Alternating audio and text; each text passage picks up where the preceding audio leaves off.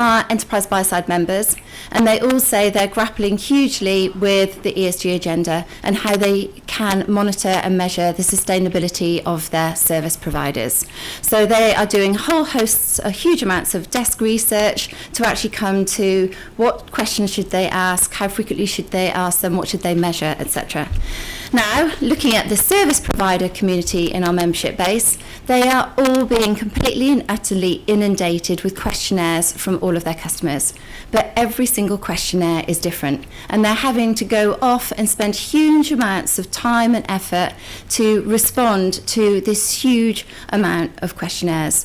So there's so much reinvention of wheels going on. So this is where we stop to look at, is there a role for the GSA to play? So this is an incredibly big agenda item, and everybody is jumping on the bandwagon. I do not expect you can't see these slides very well anyway, I do not expect you to be reading all of this, but those are just some of the bodies that are now involved in the ESG agenda. Not just in the UK, but obviously loads of different things going on globally. All countries are developing and passing new legislation on the ESG agenda, so lots of different laws out there. Everybody is offering best practice, guiding principles, tools to assist organisations within the ESG agenda. And absolutely everybody now is selling consultancy services, mostly because they want to make money out of the ESG agenda.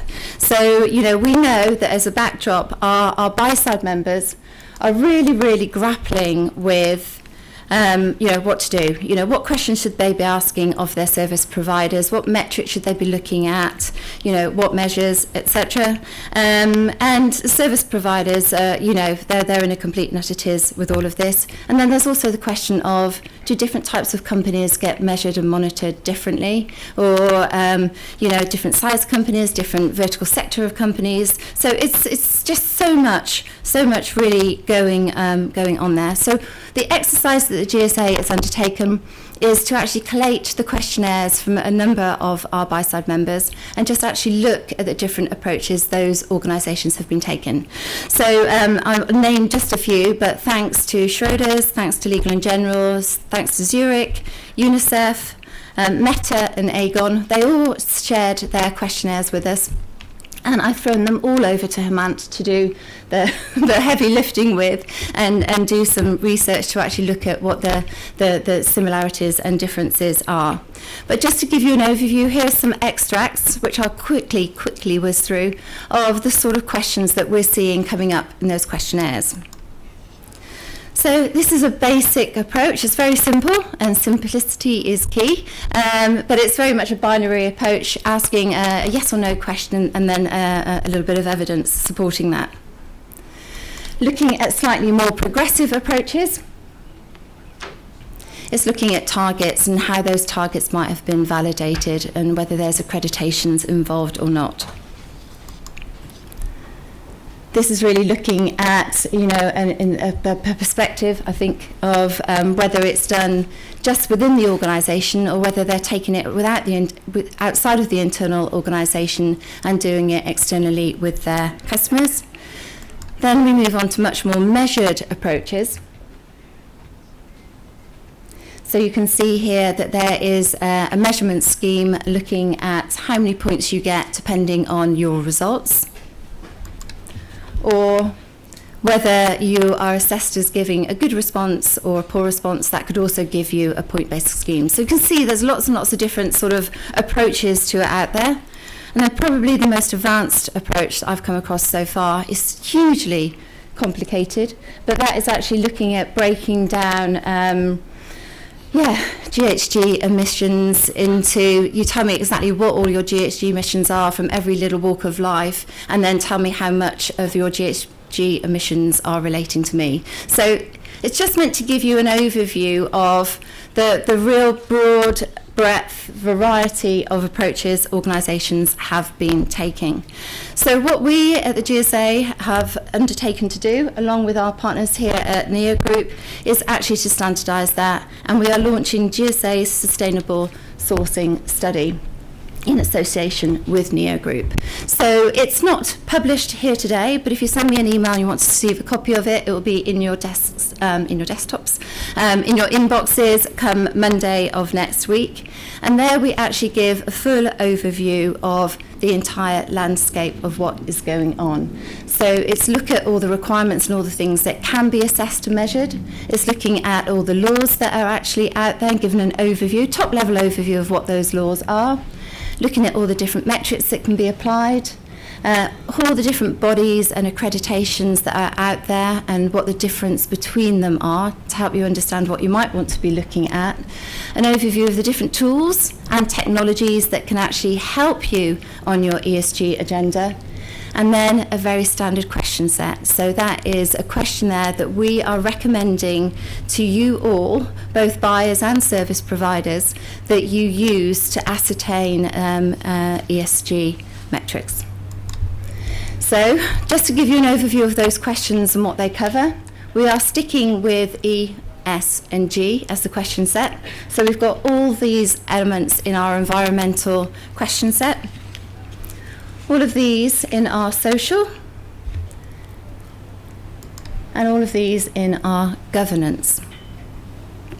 And what we are also proposing we do is we actually are looking at a self-assessment approach for starters.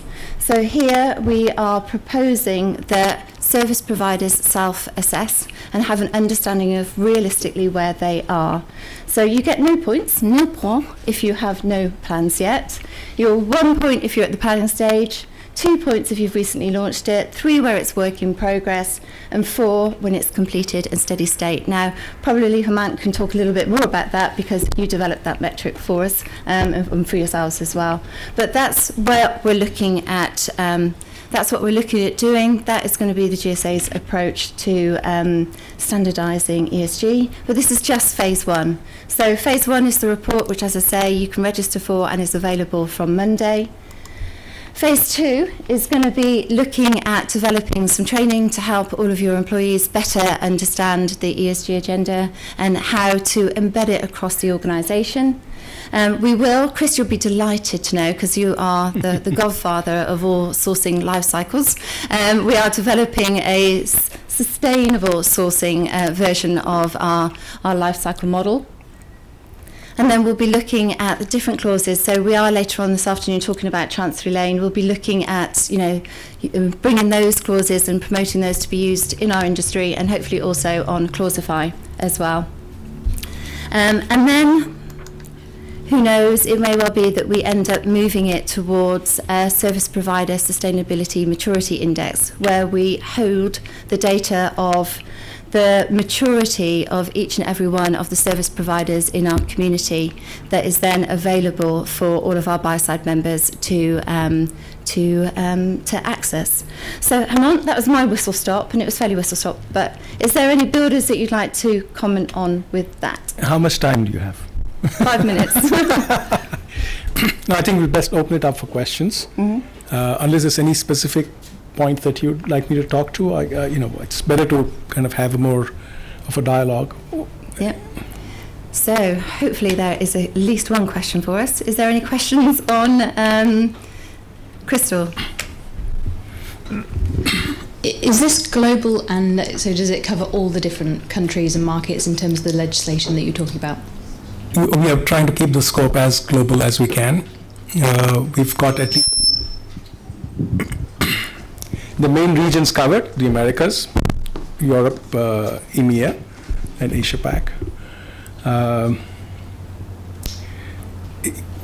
Perfection is something that we seek, but we need to take the baby steps first. So we're just at the baby step stage. But the goal is to actually have comprehensive coverage, not only in the framework, the regulatory aspect, and the service providers from all, because this is actually a global business, the G in GSA, right? Mm-hmm. So yes, short answer is yes, it will be, but it's not right now. William. Just any pressures from this slow-moving recession we've heard about in terms of the standards that you're trying to achieve, or that suppliers are going to be questioned on staying the same, or will they slightly slide like we've seen with some other elements in government and things like that at the moment? The questions themselves are not so much about the regulations and laws. It is to assess the maturity of where an organization is on the journey from traditional BAU to a more sustainable enterprise. And there are, in Neo Group, we have actually kind of put milestones on that journey. There are essentially 3 levels. I'll talk a little bit about it tomorrow in my first session. So if, for a more detailed answer, I have only 5 minutes. So a more detailed answer will be, I promise you, will be available tomorrow. All right, can I ask a question of the community? How many people think that would really be quite helpful for them to actually just be delivered a standard question set? Thank you, Graham. Yes, yeah.